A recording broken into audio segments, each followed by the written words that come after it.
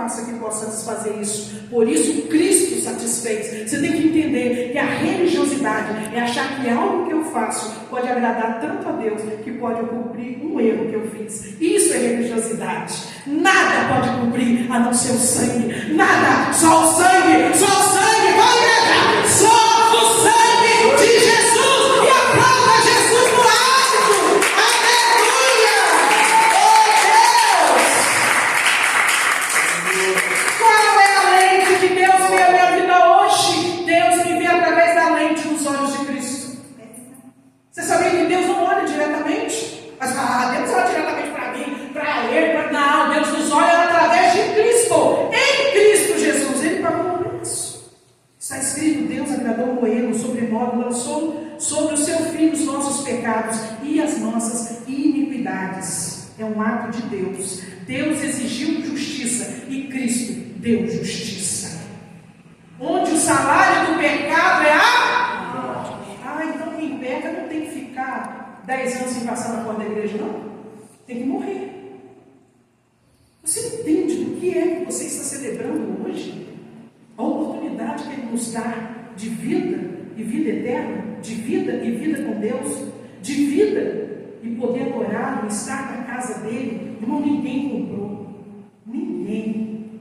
Esse acesso foi dado exclusivamente por Cristo. Ninguém pode ser autor dessas coisas. Ele é o autor da nossa fé. Amém. E também da nossa salvação. Amém, amados?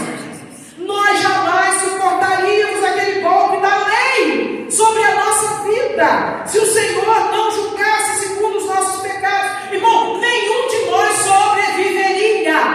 O salário do pecado é a morte. Você não sobreviveria. Eu não sobreviveria. Por isso o símbolo é a cruz. Que profundidade. Que profundidade. Que altura. Que largura. É a cruz. É o símbolo. Nós merecíamos a morte, mas Jesus nos substituiu. E Deus deu o seu próprio Filho como substituto.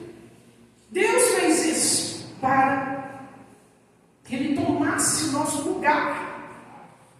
Gente, a cruz não só revela a justiça de Deus. Olhe bem para isso. Ela revela o amor infinito de Deus. Ali está a justiça e ali está o amor infinito.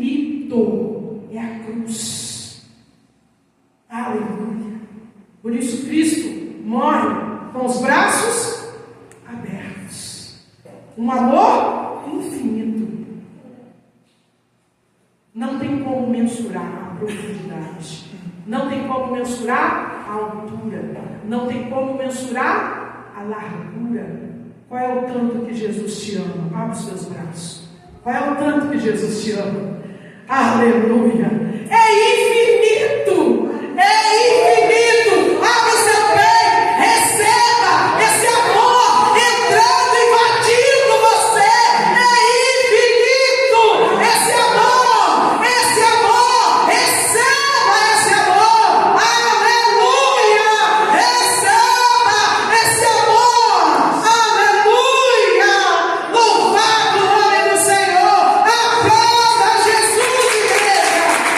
Deus não poupou seu próprio Filho! Deus não poupou! O entregou por nós! Qual foi a motivação? Amor. Justiça e amor. A causa da cruz. Sabia que o que mais as pessoas querem na vida é ser aceita, é ser amada? Às vezes você se sente amado por tão pouco e um amor tão grande. Deixe esse amor entrar e te curar. Você não precisa conquistar esse amor. Ele já é seu em Cristo.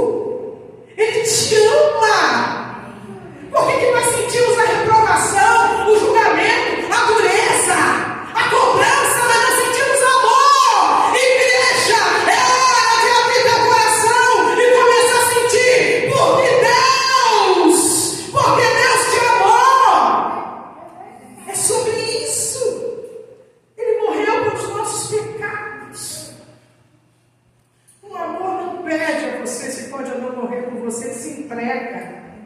Ele se entrega. É sobre isso.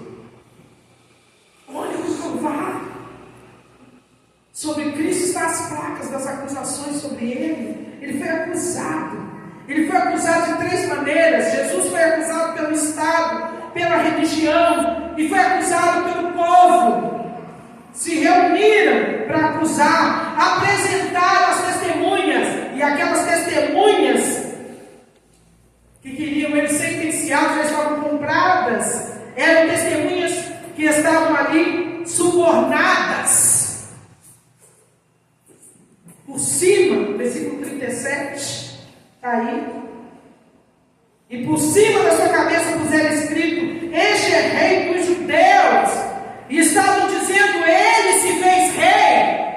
Ele conspira contra César. Ele foi subordinado ao Estado. Ele está causando uma rebelião. Ele está causando uma conspiração contra o governo. Colocaram escrito em hebraico, em grego e em latim.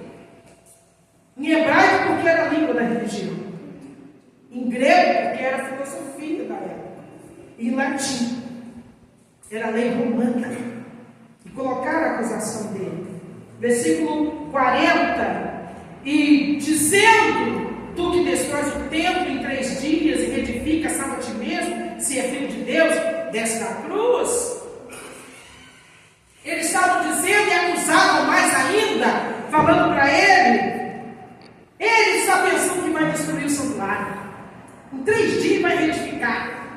Salva-te a ti mesmo. Olha que loucura. Diziam que ele era filho de Deus, que ele era rei e que não podia reedificar o templo. Salva-te a ti mesmo. Você não ouviu quantas vezes as pessoas estão dizendo: você não é crente? Você não é filho de Deus? Você não diz ser filho de Deus? Dê jeito nisso. Hein? Por que você não dá jeito nisso? Você fala tanta coisa? Ou você blasfema? Diziam de Jesus. Ele blasfema, ele está dizendo que é filho de Deus.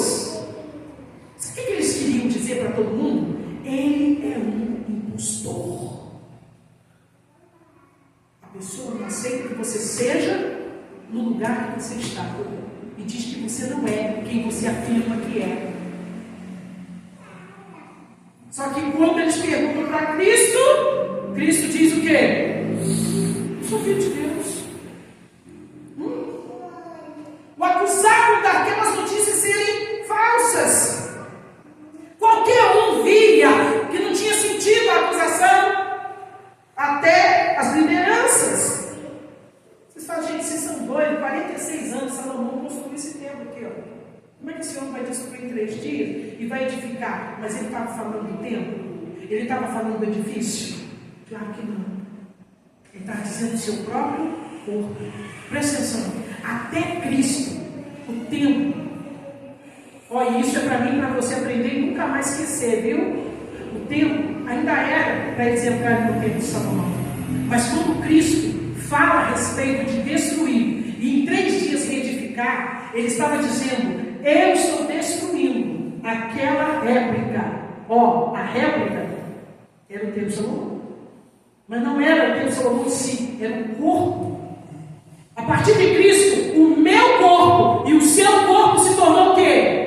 Templo do Deus Altíssimo. O meu coração e o seu coração se tornou o quê? Um altar. Todos os dias o sacerdote fazia o quê? Pela manhã, tirava a cinza, colocava a lenha nova sobre o altar e mantinha o fogo aceso.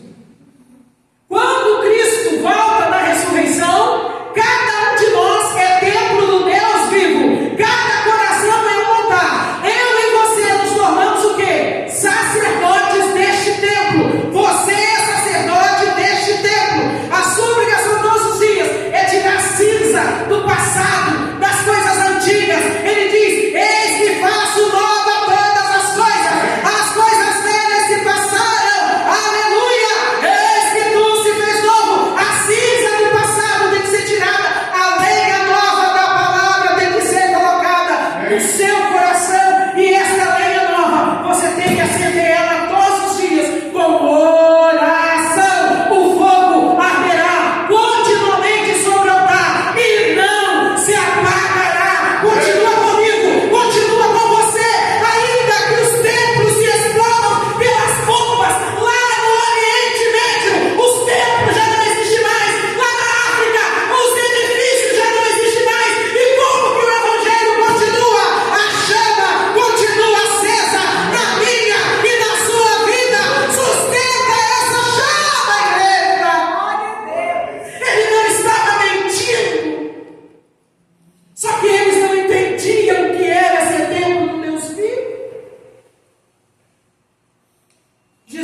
precisava